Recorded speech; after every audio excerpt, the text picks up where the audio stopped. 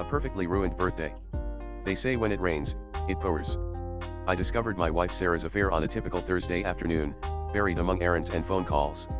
It wasn't some dramatic confession or a slip-up on her part, no, she was too careful for that. I found out by accident when I came across her second phone, a cheap burner she'd hidden in the car. Inside that phone were messages that shattered any illusions I'd had about our 5-year marriage. Her boyfriend, Greg, wasn't just some fling. He was a married ex from college, and judging by the messages, they'd been meeting up for nearly a year. To her, it was exciting, taboo, and something I was too simple to ever notice. At first, the rage was blinding. I wanted to pack my things, scream in her face, demand answers. But the more I thought about it, the more I realized that leaving immediately was exactly what she'd want. Sarah thrived on appearances. Her parents, Don and Marjorie, were small-time politicians in our town obsessed with image and propriety. They were the classic, conservative family values type, constantly touting their perfect daughter and her model marriage. The irony was so rich I could taste it. Instead of confronting her, I decided to use her biggest strength against her: her obsession with appearances. I'd waited months for the perfect setup: her 30th birthday, which her parents were throwing as an elaborate fundraiser. Dozens of their conservative allies would be there, all people who revered Sarah as the ideal woman. The day of the party, I showed up with a calm smile, greeting everyone with a warmth that, at this point, was pure performance. Sarah was in her element, dressed to the nines, laughing and smiling with all the people who thought she was the paragon of virtue. Watching her play the part, knowing what I knew, made it almost too easy. Halfway through the night, as the donors and politicians mingled over hors d'oeuvres, her father tapped his glass and announced it was time for the family to make a speech. As he began a grandiose tribute to Sarah, calling her a beacon of decency and commitment, I stifled a smirk.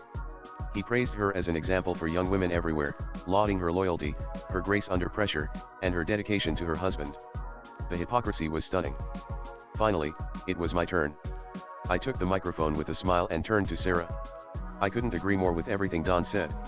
Sarah really is something special. In fact, I think we should all get a better glimpse into just how special she is. At that, I gestured to the projector set up for the event. With one click, the screen behind us filled with screenshots from her secret phone. Messages between her and Greg popped up for everyone to see: the late-night rendezvous, the explicit texts, and pictures of them together at the very places she'd claimed she was volunteering or working late. Gasps filled the room. Her father turned as red as a tomato, and her mother's carefully crafted smile vanished. Sarah's face drained of all color as she frantically tried to shut off the projector. But it was too late. People were recording, murmuring, pointing. I knew that every guest there would carry the story back to their circles, ensuring the scandal spread like wildfire. "You lied to me, and to all these people who thought they knew you," I said, my voice steady. "And here I thought we were a team. Guess I was wrong." Her father, barely able to contain his fury, took the microphone. "How could you do this to your family, Sarah?" he spat. "Do you have any idea what you've done to our name?" She stammered, searching for some way to defend herself, but there was no coming back from this. The donors, the allies her parents had spent years courting, were disgusted. People were muttering about what a fraud the whole family was. Her parents' career dreams, already fragile in our town's conservative circles, were effectively destroyed. I stayed just long enough to see the collapse unfold, then turned on my heel and walked out, leaving Sarah, her humiliated parents, and their perfect family values to pick up the pieces of the life they'd pretended to have. In the end, I didn't need to yell or seek revenge. All I had to do was show people who they truly were. And that was enough to bring their whole world crashing down.